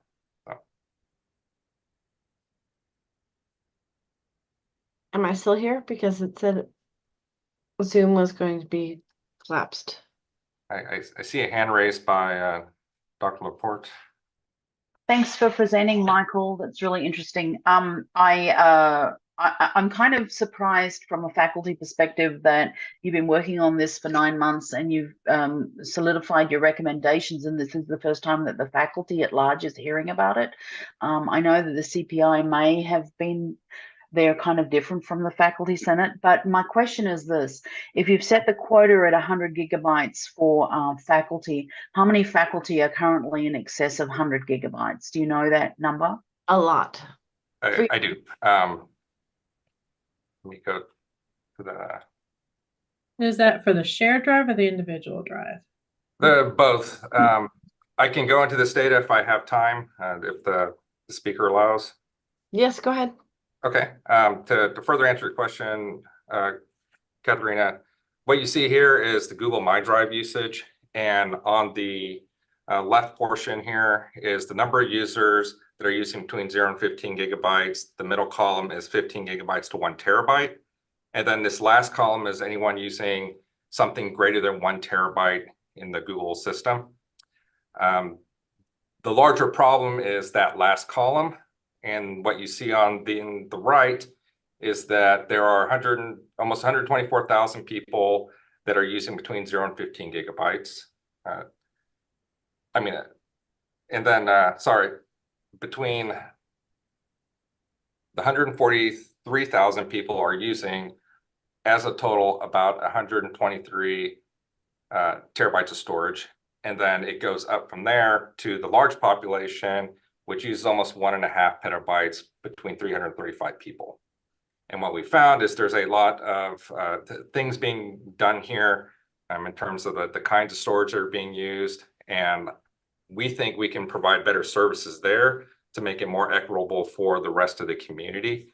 So we'll be reaching out to these groups to figure out if we have better options for them. For example, we've seen large video archives stored in here. Probably not the best way to do that. I think there's an opportunity then to provide a better video archive service for the campus, right? And then move it from Google Drive into something else that can be managed a little better. So, by the way, I'm certain that I'm one of those people, so I will be there arguing for you. I'm certain. So it's not hundreds or even tens, it's thousands. Is that correct? Correct.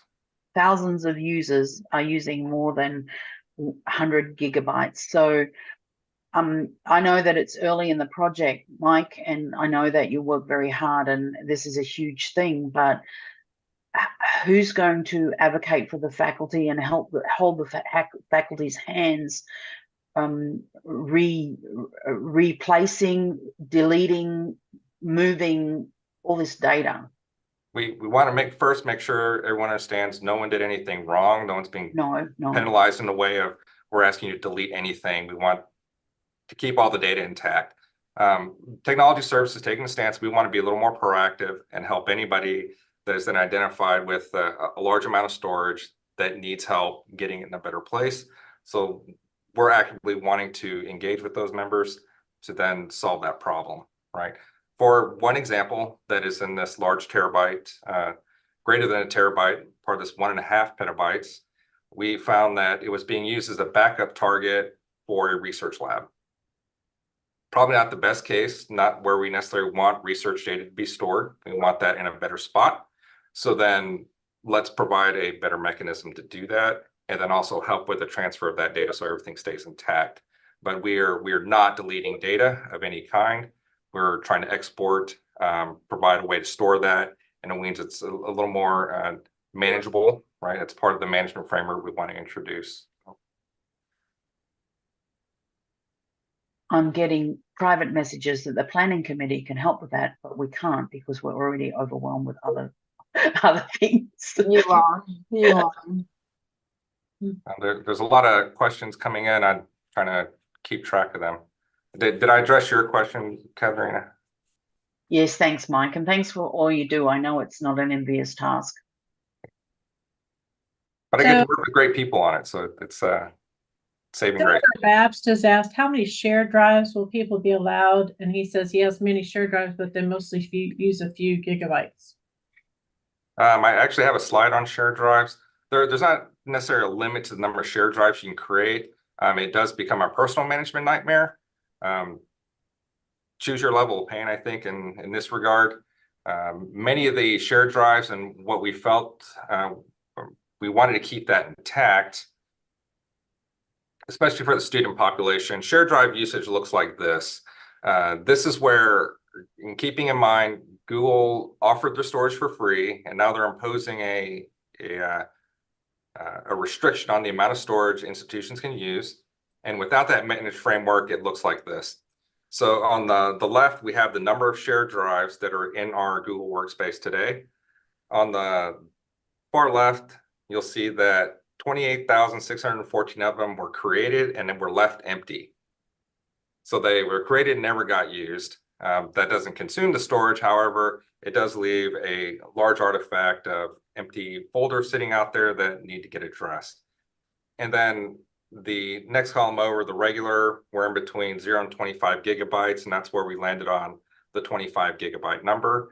A lot of this is represented by the student community, creating storage for capstone courses, project teams that were spun up, very easy way to share files and documents.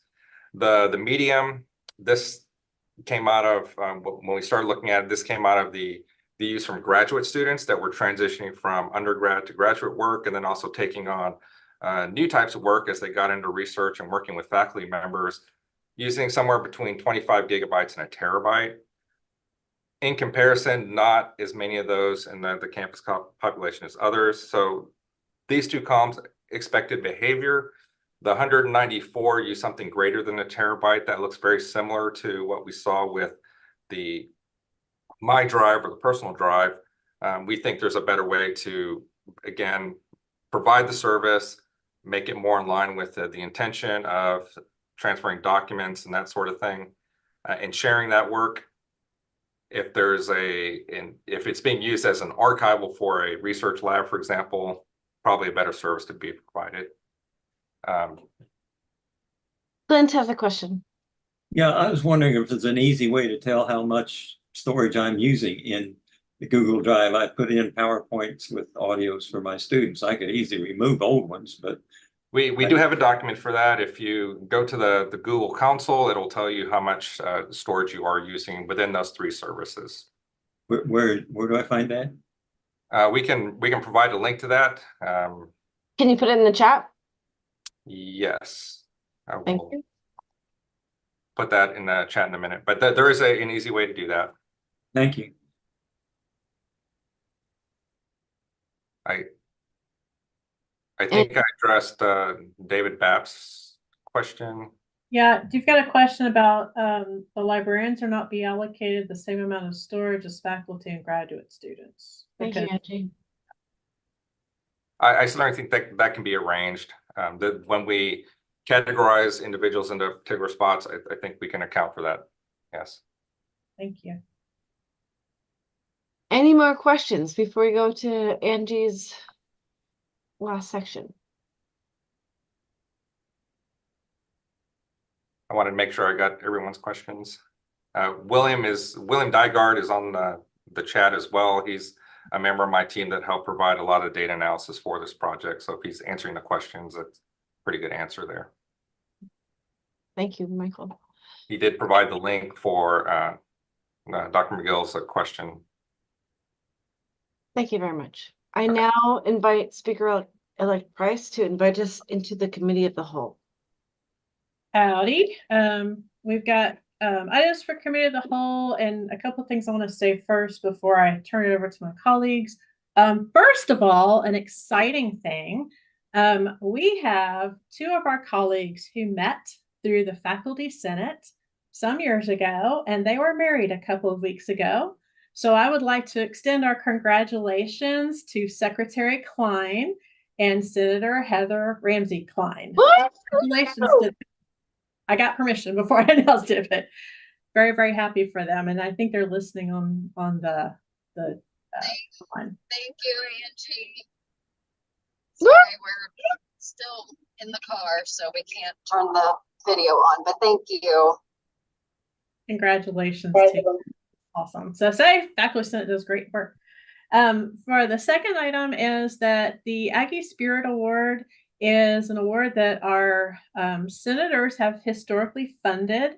It's not a large monetary award, but it is a way to recognize with a plaque and a letter to recognize students who have shown extraordinary spirit through very trying circumstances, whether it be health, external circumstances that would have impacted their studies, and that they've come through remarkably to represent that true Aggie spirit. So Sherilyn is going to put in the chat a QR code that you can use to donate funds to that again, it was something we have historically done. We used to pass the hat in our Senate meetings for those people who used to be in that meeting. And so now we're going to pass the hat virtually. And then requests for nominations for the Aggie Spirit Award will be coming out soon. We'll get that in an email out to all the senators and across the campus community. Those nominations come through senators, though. So other people may have a student whom they recognize that they feel really ought to be awarded the Aggie Spirit Award. So they'll ask you to make that nomination. And then the executive committee will select the awardees and they'll be recognized at a future Senate meeting. So Sherilyn, I don't know if you have any luck getting that in there, but we'll get that QR code up there for you all. And now, is there any other items for committee of the whole? And we'll email the QR code too. Senator Alvarado. Just a quick question. We're supposed to have some visitors for the candidate or assistant provost for strategic educational partnerships. We got some invitations and then they were canceled. I want to know what's going on. I mean, those candidates decided not to come or what happened? Yeah, the communication was that one of them, like persons had rescinded their nomination. I mean, their application for the position. So I don't know any more than that, other than that they had chosen to withdraw their application. Okay. And Sherilyn has the link there. And that will go into an account in the foundation, and then we'll use that. We'll determine how much we can generate. Hopefully everybody can give a little bit, but how much we generate will determine how much we can give out to the awardees. Anybody else? Items for committee of the whole? This is very short. This is crazy short. Well, also, Speaker Hammond, I think you were going to put the links for the Google storage and the information on the Senate website. Is that correct? Well, Somebody else did. Sherilyn was going to do that. Yes. Sherilyn? We'll get that linked then. I think that link is already on the website. Fabulous. Well, then if there are no other items for committee of the whole, I will turn. Senator McGill, you unmuted. Are you going to ask a question, sir? I was thinking of Nobody wants to make a DEI resolution? Sorry. I wanted to ask Tracy, were you around when we had a college in Japan that got abandoned? After that happened, I was very concerned about this business with Qatar. And we had some real concerns in the Senate at that time too, because I was here then.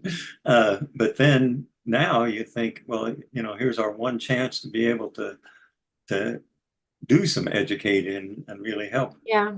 And that's what I was thinking. And that's why I was so nervous and talking about DEI and stuff and trying to make sure I said something that was okay with everybody. But yeah, I want us to be not broken in terms of DEI, if that's possible.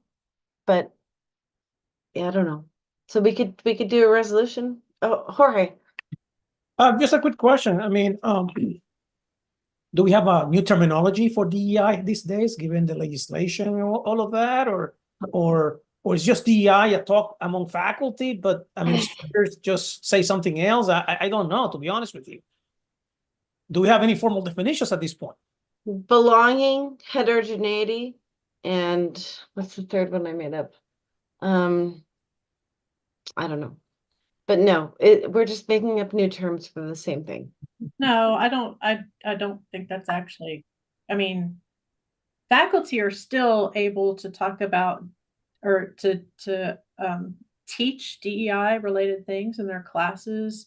Student workers can do things, but we can't have any programs that have that, not just the words, but the intent of the previous programs as well. And you saw what happened at University of Texas.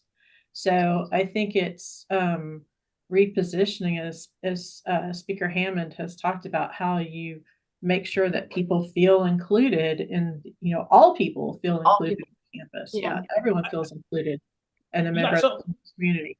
Yeah, just going back to my question, I mean, what is the official term that we can use now when we talk with administrators? I mean, is DI still allowed, or can we just do we have to use different words? Do they have a different definition? I don't know. Well, I mean, there's no programs like that anymore. So there's. I understand, but if you want to talk about DI, inclusion, for instance. Student success. Let's use that word. But student success is a different animal altogether, right? So I don't think it's about inclusion or diversity. I think it's about success. And that's what the state has limited us. That's what they've taken away. Yeah. I'm just asking the question. That's all. No, and so that's what I'm saying, is that's literally what the state, if you read State Bill 17, that's really what they've that's no longer a thing. Senator McGill, sorry. Well, I just wanted to say that I was very surprised when we started having job candidates have to have a DEI inclusion.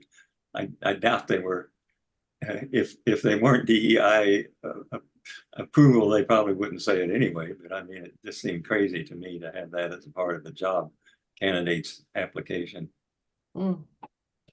Senator Carpenter?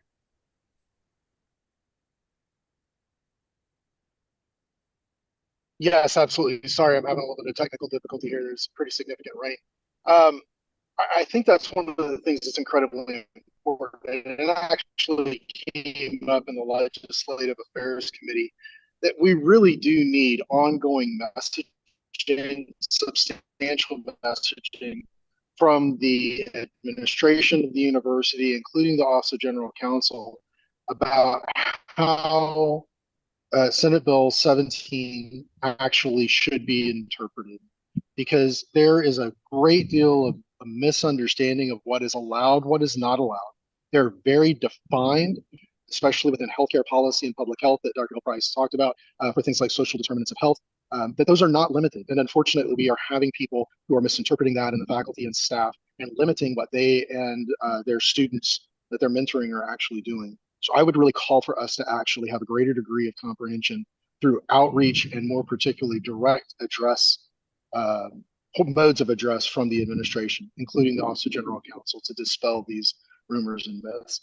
That includes, for instance, a recent issue around first generation programming, which does not fall under the DEI limitations. I think it's very important for us to do that. Thank you very much. I think Adam's going to agree with you strongly about first generation, and that we need to have programs that can help people who have different equity places. So go ahead, Adam. Yeah, so I think what's happened is because in the public mind, DEI has often become synonymous with racial preferences, right? And that's effectively what Senate Bill 17 is telling us, is we can't have racial preferences, and we shouldn't, in my opinion. I don't think we should have racial preferences. I'm a strong opponent of those. I don't see anything. I mean, I've read the bill multiple times. I spoke in favor of it in Austin back when it was before the House. I don't see anything in that bill that would preclude us from having special programs for students from low-income backgrounds, special programs for students that are, say, first-generation students who don't have the social capital or have parents who've navigated the university system and are less likely to understand that sort of thing. I see nothing in the bill that's against that. I would just caution us against using the terminology DEI, just because when somebody hears you saying DEI, a lot of people, maybe not here, but outside of the university, a lot of people will immediately start thinking, oh, you want racial preferences, right? And it's like, well, no, that's not what we want. We do want to help disadvantaged students, and we want to help disadvantaged students of all backgrounds and all races and all sexes, et cetera. We just do not, and I don't know, come up with another terminology for it. But I would say the brand DEI has been so tarnished. I think it's probably best to abandon it. And Adam and I are good friends, but I spoke against SB 17 very strongly in Austin. He knows that. But he and I are on the same side on a lot of these things. Robert. Yeah, no, absolutely. And I agree, but the problem is that there is a significant amount of misinformation and active aggressive disinformation, even including and amongst the faculty with regards to what it actually means. And that's why we need to keep repeating the message of what we are allowed to do, what we're not allowed to do in order to combat that within the greater realm. Thank you. You saw how nervous I was talking about this at the beginning. Yes. Robert, you disappeared, but okay.